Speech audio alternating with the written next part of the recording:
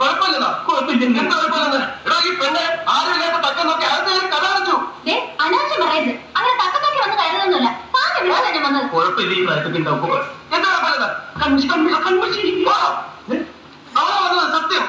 അവളെ കയറി കഥ അടച്ച്. കഥ അടച്ചത് അവളല്ല, ഞാനാ.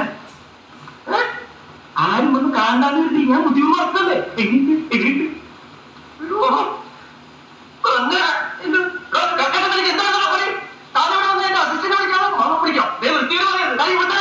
വൃത്തിയായിട്ട് ഞാനല്ല, സാമ്യല്ലേ? അത് മറ്റുള്ളവർ കാണാന്ന് കരുതി ഞാൻ കഥ അടച്ച് കുത്തിയിട്ടു. എന്ന് കണ്ടു.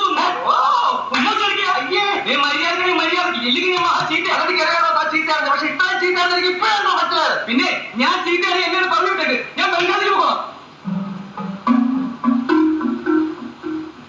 വെറുതെ എന്തിനാ എന്റെ കൂടെ കൂടിയിട്ട് നല്ല മാണിക്കുമ്പോൾ സ്വാമി കൂടി ചീറ്റാവണേ?